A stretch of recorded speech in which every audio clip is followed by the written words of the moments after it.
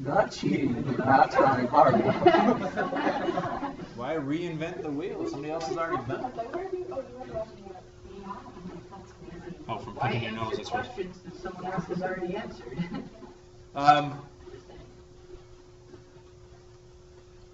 These that I'm underlining, these are the important words: subset, sample space, unions, intersections.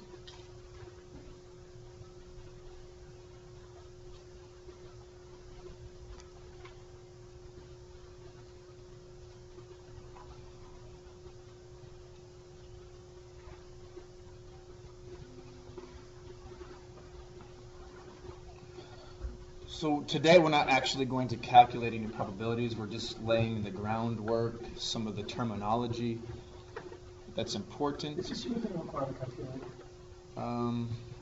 Yes, it will.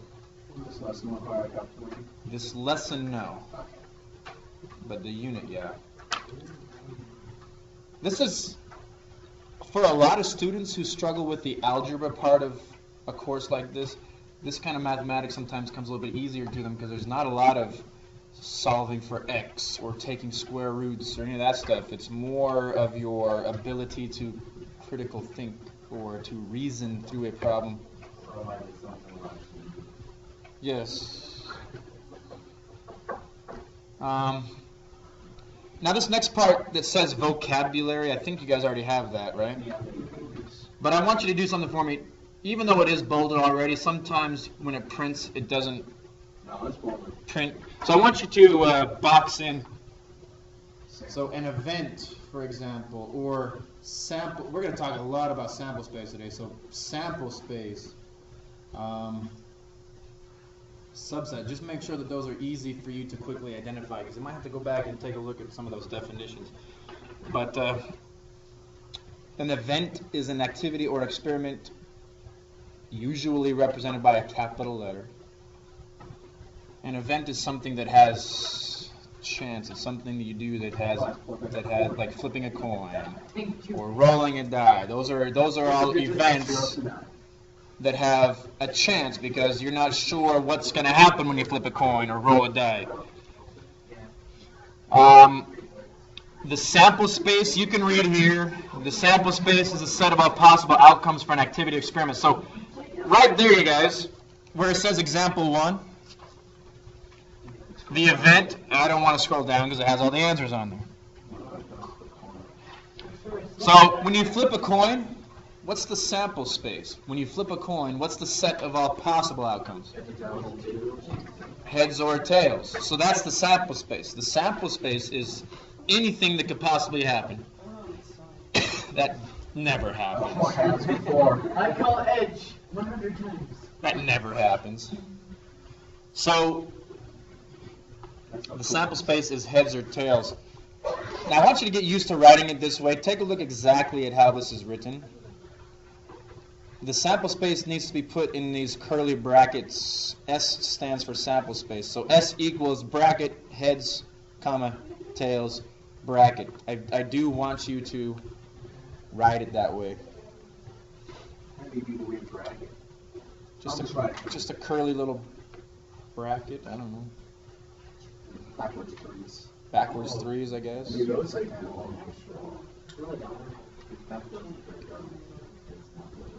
I like those aren't even threes. They're all separated.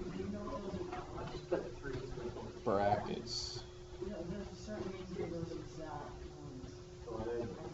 So you're obviously not the math teacher we always had. I know they use them in music. You're the math teacher we always had to be. Hey guys, you need to understand something right here. This answer that's given, this is only a possible subset. If you take a look here, a smaller set of outcomes from a sample space is called a subset. So the whole sample space for flipping a coin is heads and tails.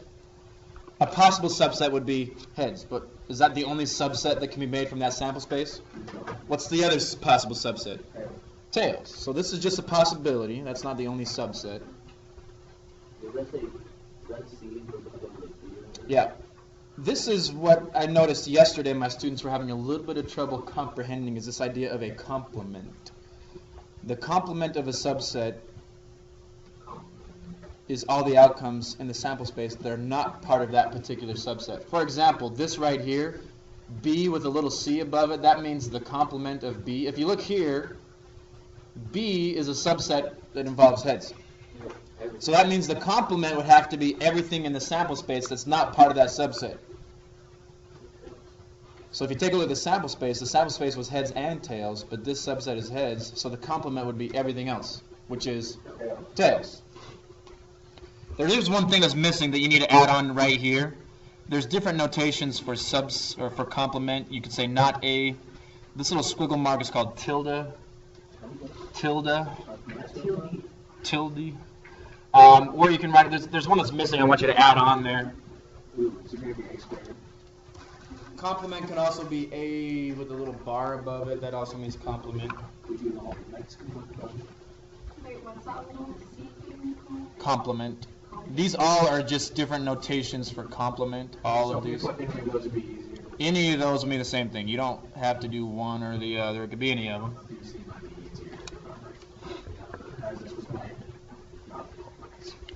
Now, before I scroll down to show you what the answers are for rolling a die, let's see if we can come up with this on our own. What's the sample space when you roll a die?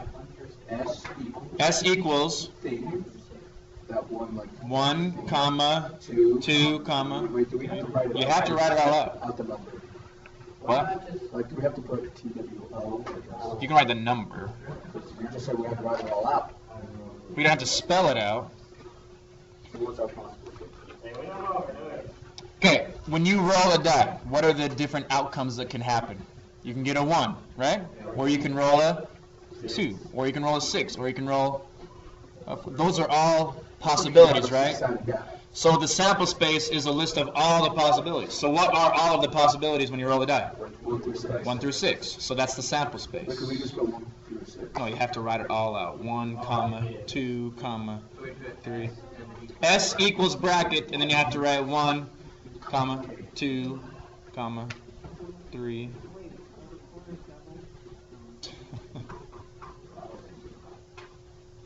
So that's the sample space, right? Now, here's a possible subset. What if I'm interested in rolling just even numbers? So what would that subset be? 2, 4, and 6. Right now we can name it anything we want, but because we're calling it evens, what should we probably call it? E, maybe a capital letter E. You have to name your subsets. What should we name it? Let's name it capital E. So put it in that box where it says possible subset. I want you to put a capital E. You can name it anything you want, but just well, if you have different subsets in the same sample space, you can't name them all the same thing. Well, if it's just even numbers, then what would the elements of that subset be if I just want even numbers? 2, 4, and 6. That would be the subset of the sample space that consists of even numbers. Now, if we are choosing that as our subset, then what would the complement be? It would be ECR. No, let's just go. It would be O, and it would be 1. Well, we can't name the complement anything we want. We have to say the complement of E. So it would be E with a little c above it. If the subset includes 2, 4, and 6, then the complement would have to be everything that's not part of that subset. So it would be 1, 3, and 5. Now that's just a possible subset. Is there another? I chose to use even numbers as a subset. Could we have chosen a different subset? We could have chosen odds as a subset. I don't know what they chose here in this one. Let's see what they chose. Hey, they did choose the same thing. The possible subset chosen was evens, 2, 4, and 6. That means, now they used a different notation here, this little tilde E. That means the same thing as putting a little c above it right here, but the complement would have been 1, 3, and 5. Is it making a little more sense? No.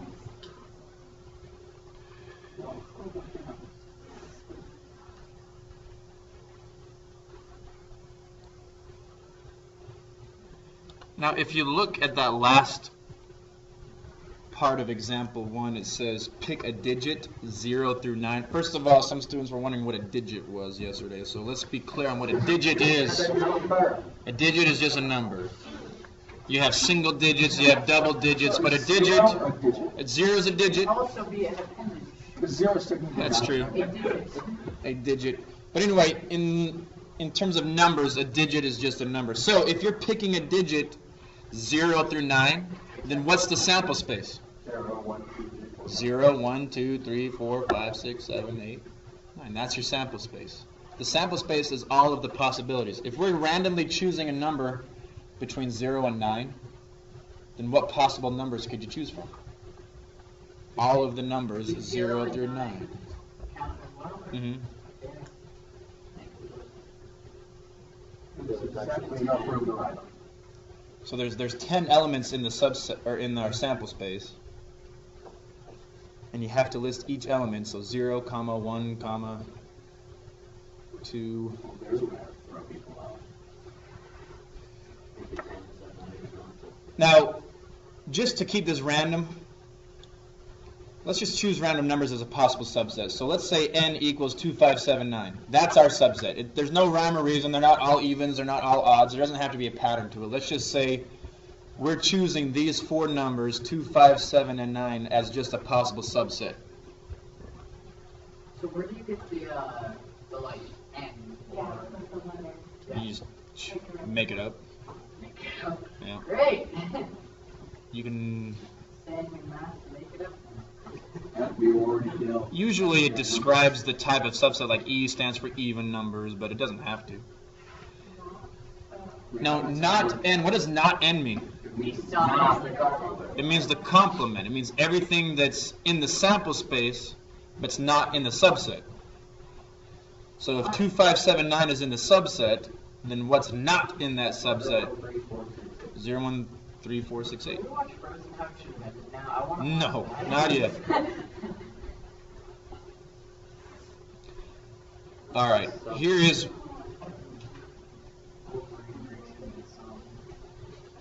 Now, I'm not quite sure what you have and what you don't have. On your guys' in the vocabulary, is it already written for you? Yes. It's already written for you? Yep, everything. Woo, that's nice. I know. We should do this more often. Okay, this is critical that you identify this word right here that I'm boxing in Union. with this symbol right here that I'm boxing in. Union. This needs to be a strong correlation in your mind. The union of two events is described with this symbol right here, a U. Also, it could be described with the word or.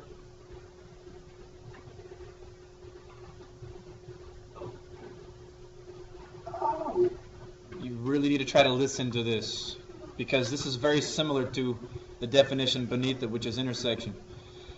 The union of two events just means it includes all of the outcomes from both subsets. For example, if we have this subset A and this subset B, the union would be everything that they have together. Not everything they have in common, but just everything that they have. The union would be all of these combined with all of those. Do you see what that is down here, this union?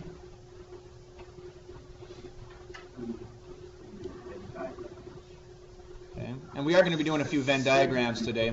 Raise your hand if you've done Venn diagrams before. Not a math class, but just somewhere. Probably in English or science. I don't know. When you compare things. So in a Venn diagram, where's the union? Everything. Everything that's in both circles is the union. All of these, that's the union, because this is everything in both subsets. Okay? And that's where I want us to be clear. A lot of times when people hear the word union and they look at a Venn diagram, they immediately think of these two. But that's not the union. That's actually the next part here, which is the intersection. Okay? The union includes everything in both subsets. The intersection of two events is described using an upside down U. That means intersection. It's also indicated by the word and. If I want to talk about the intersection of two sets, you would say A and B, not A or B. A or B means what?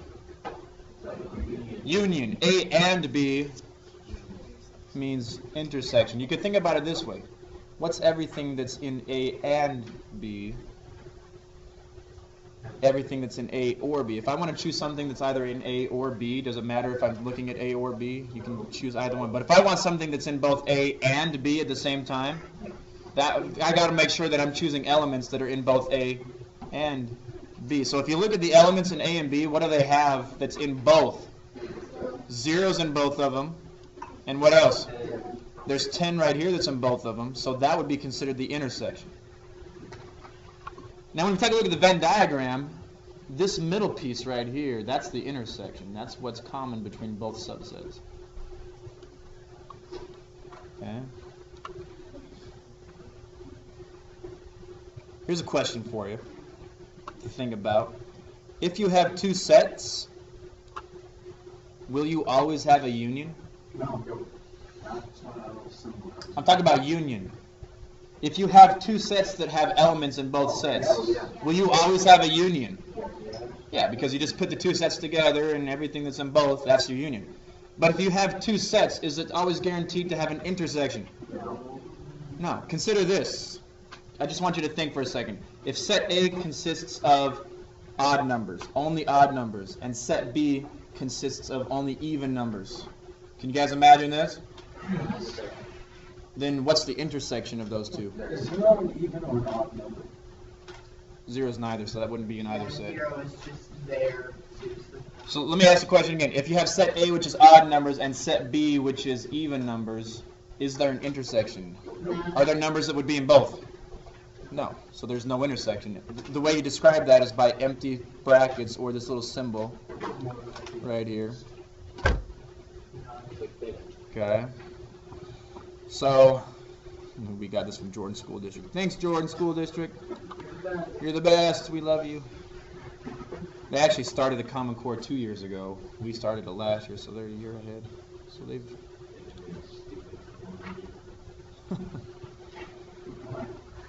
Now you guys don't have any of this, do you? Ooh, I can't show you this. Yes, you can. Go. So turn it over. So close. Actually, let me try to do this, because I want you to... Wait a minute. Here that I'm going to use. I can't erase it, but I can sure cover it up. That's beautiful. Did we get a picture when we did this? Lemon slices. It's the lemon law. The shade. No, you need to finish it The power of the lemon. This is cool, isn't it? Then there's one in the bottom, turn left up. There we go. Totally blocked off. Inaccessible. So, I can make happy answers for lemons. here. Count. So here is a Venn diagram. Now, depending on how familiar you are with Venn diagrams or how often you have used them, there's something I want to explain here that I've noticed students get confused with. This whole entire rectangle is the Venn diagram, not just the two circles. Are you guys looking carefully? Because if you look, aren't there colors that aren't inside the circles? But they're still part of the Venn diagram, like green and turquoise and violet. All that means is they're not part of these two subsets. The sample space is all of these colors. They've just chosen two particular subsets. So your question 1 says the sample space is S equals blank. We need to be clear on what the sample space is. There was some confusion yesterday. Are these 4 colors the entire sample space? That's just what's in those two subsets. What's the entire sample space? How many are there? All of them. So I know it's going to take a minute, but just write all the colors. Can't you just erase that part? The top part. If you want to abbreviate, you can. You can do GR for green, V for violet, T for turquoise. You're a better person for it. Yeah, somebody went up to California on vacation and brought us some California sand back. Usually you erase the top part. Yeah. Why? You know what the colors are. Yeah, we know. Erase it anyway. They're listed here. Maybe All 12 of these colors are part of the sample Look, space. there might be like some kind of trick that we aren't aware of, and you're trying to trick us with. I'm not trying to trick you. I would never try to do that. Yeah, that's what they all say. That's what the I'll last say teacher one said. more. No one saw him after this career.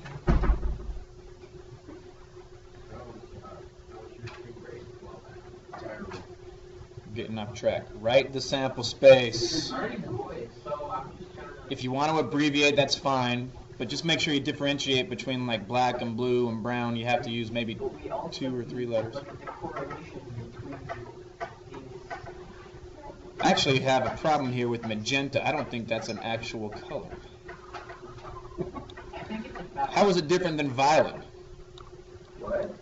Magenta, isn't that just purple? That's a name.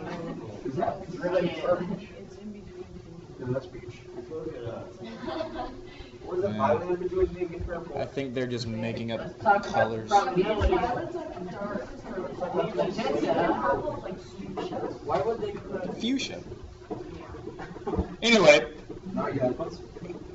some students were asking me a question yesterday. I want to know your guys' opinion. Does the order that you put the colors matter? No. It doesn't matter. The order of your sample space doesn't matter.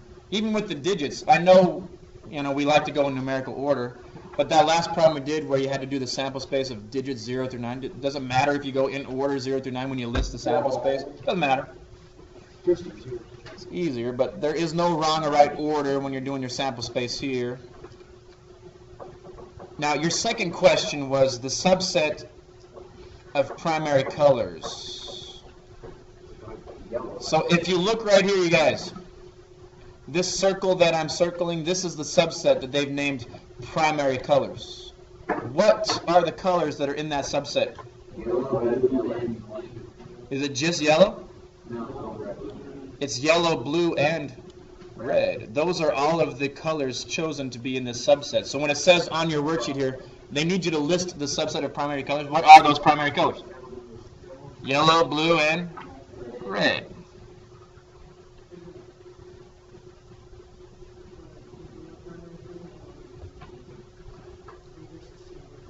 Yeah. Don't you guys remember that song, though? No. The primary colors are 1, 2, 3, red, yellow, and blue? No. You never heard that song? No. All right, anyway. Now, the next question on your worksheet is the subset of American flag colors. So that's this circle right here.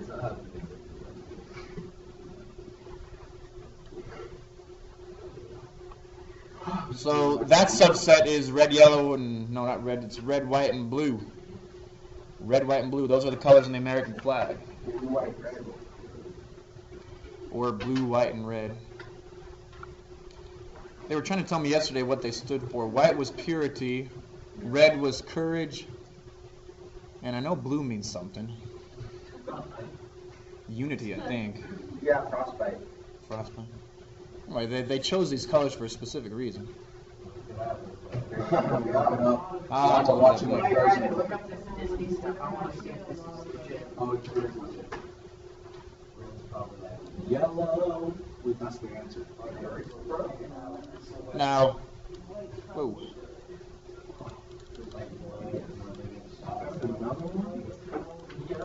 This right here. There it is. I just wanted to erase a little bit. This symbol right here, you guys, P, and then this symbol, and then A. What are they talking about here? The union. So we got to decide what is the union. Yellow, blue, red, and white. Sometimes students get confused here with this word union. This area right here, is this the union? This is the intersection. You guys, the union is everything that's in both subsets. But not So yellow, blue, red, and white. That's everything that's in both subsets. Okay. So that would be the union. So when you list the union, you have to put bracket, and then just list all of those colors total between the two. subsets, which is how many colors? 4, so you should have 4 elements in that. Yes, as there are 4 elements in it.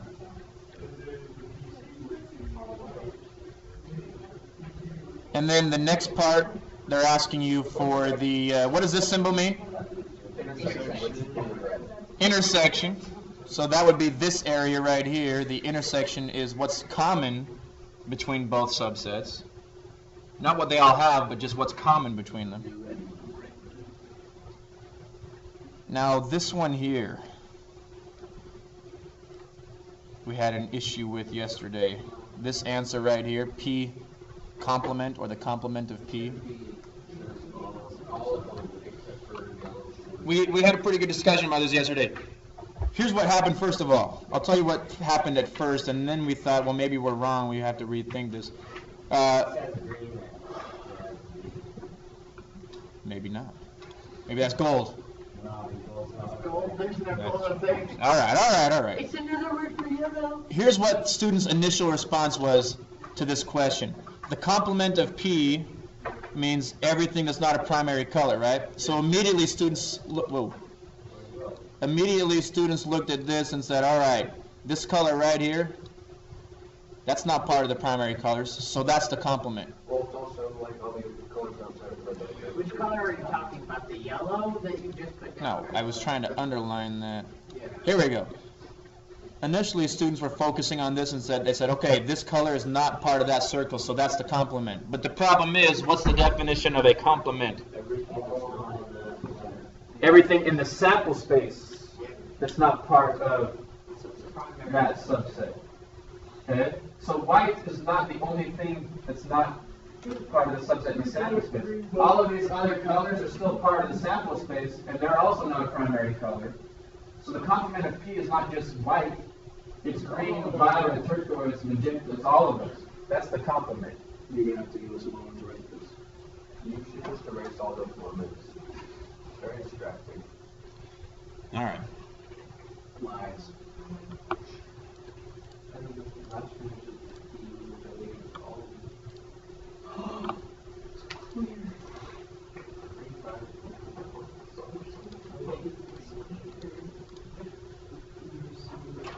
I still want to keep this clear for a second. Is that list distracting? No.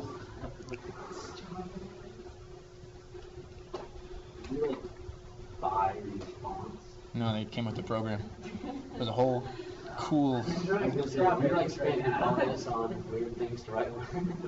Check this one out.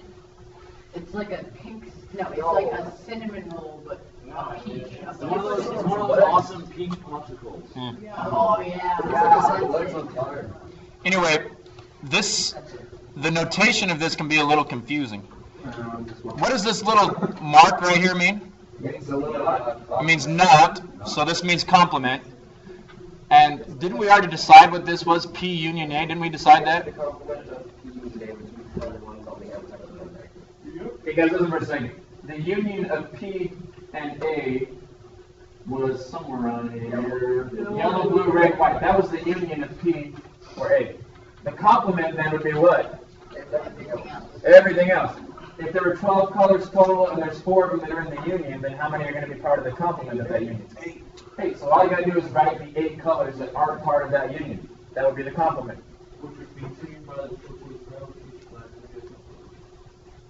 True.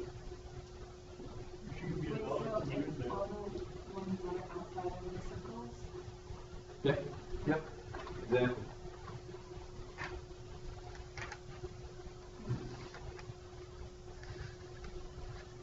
I'm going to pause this for a second.